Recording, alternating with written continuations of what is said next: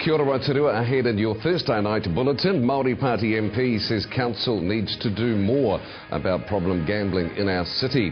Voters urged to check the preliminary electoral roll, and ultra-fast broadband to be in Rotorua by Christmas this year. Those stories and more in detail ahead tonight. Māori Party MP for Waiariki, Te Iraroa Flavel, has hit out at what he says is Rotorua District Council's lack of control over gambling in the city. Recent statistics show Rotorua is amongst the top 10 gambling cities in New Zealand. Mr Flavel says that it is devastating, and it's something that the Rotorua District Council should be looking at very closely. Te Iraroa Flavel says the fact that there are 416 machines in Rotorua, which equates to around one machine for every 90 adults, is simply not acceptable. Mr Flavel believes the council missed an opportunity to rectify this when they were lobbied to adopt a sinking lid policy, but decided against it. He says that we're now faced with the reality that over $60,000 a day is going down the drain in our city, and children are going hungry as a direct result. Mr Flavel says he will be talking with colleague MP Todd McClay about the issue. Rotorua Mayor Kevin Winters says Mr Flavel has it wrong, and the council does have a sinking lid policy, which was recently re-adopted. Mr Winters says they have a target of 380 machines for Rotorua, which is a reduction on the current numbers. The first electoral rolls for 2011 have been printed. Rotorua Registrar of Electors Richard Marshall says voters can now check whether they are correctly enrolled for the general election and referendum. And what people need to do is come in and check that their name is listed in the correct electoral roll, and we've just had a print done recently, so they can come in and check that their names are enrolled and also that they're enrolled at the correct address. It's important that people do that for the upcoming election and referendum later on this year, so that they can vote in the election and the referendum and their voice can be heard. Richard Marshall says the next step for his office will be sending out easy vote cards. From us, the next thing that they will receive, which will be towards the end of October, will be their easy vote card, which is a small card that you take along on polling day when you go in to vote. That will have some numbers on it, so that when you cast your vote, they'll be able to find you in the books a lot easier, and if you've got one of those cards, it speeds up the process. The preliminary electoral rolls are now available for viewing for you at all post shops, libraries and the Registrar of Electors offices. Chorus, New Zealand's largest telecommunications network operator, together with Crown Fibre Holdings, has today begun the rollout of ultra-fast broadband to more than 800,000 homes, businesses, schools and hospitals. Fibre optic cables will be deployed in central Rotorua, Fairy Springs, Mangakakahi and Fenton Park by Christmas of this year.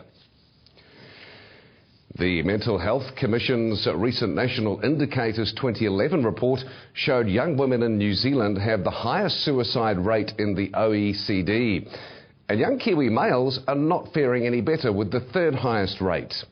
Lakes DHB Suicide Prevention Coordinator Christine Priestley says the statistics in the report are from 2008 and the DHB has put more prevention strategies in place since then.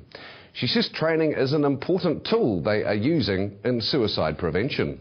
And I think we have to be really hopeful about suicide prevention. I think there are lots of things we can do, and there are lots of things that we're doing in Lakes DHB. We have a good suicide prevention strategy, and there are lots of things in that.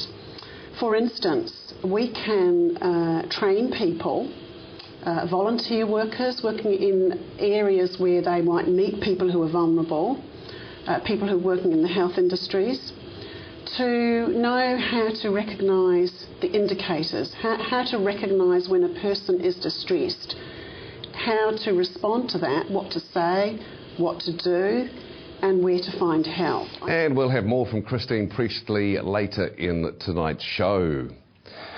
In sports news tonight, with only a couple of weeks until the Rugby World Cup, there is still time to encourage supporters to stay longer and play more while they're here.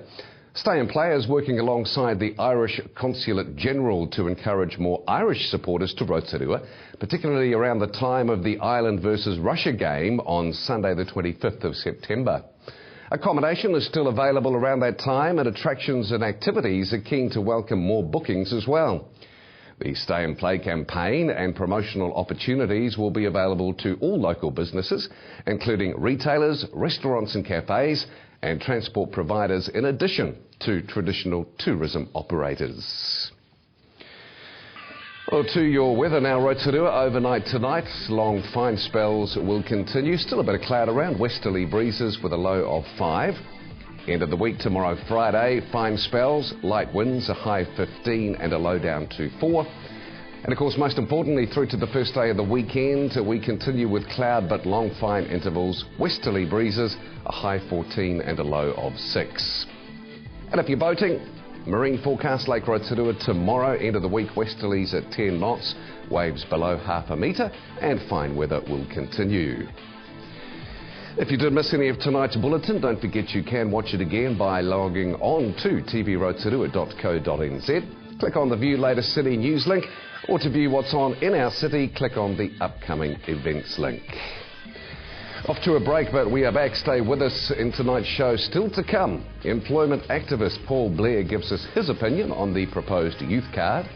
Another segment in our Neighbours in Our Community series. And Christine Priestley talks more about suicide prevention.